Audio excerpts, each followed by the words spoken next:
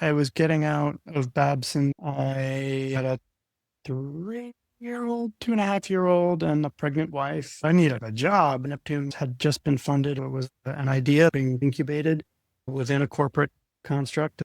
Chinbro, they were one of 5 partners, and they were the largest and kind of the biggest balance sheet of any of the other partners. The CEO of Neptune was somebody whom I had known from my government days and trusted. Wow. So there were, I think, 3 of us: the CEO, the CFO, and me.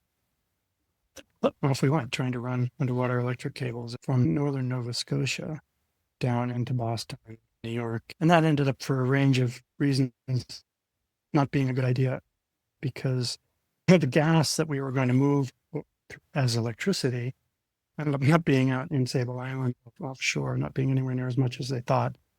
Copper, which is also the substance of a cable, also went through the roof.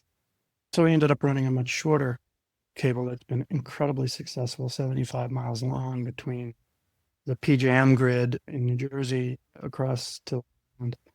And so I think today 10% of the electricity used on Long Island, New York, which is a lot of electricity, runs across this cable that we developed, built, and ran across Sandy Hook and underneath Jones Beach. It's buried under the bike path on the Wantagh Parkway. And it's importing power in one direction into Long Island. They didn't have to build a new pipeline for gas to make the power on Long Island, because that was really the thing we were competing against. When Hurricane Sandy washed over New York, Long Island, and parts of New Jersey, it literally washed right over the top of this buried cable, and it remained in operation. And it was a big part of keeping the Long Island grid stable. We learned a ton about environmental permitting and regulatory permitting, $600 million of project financing to build it.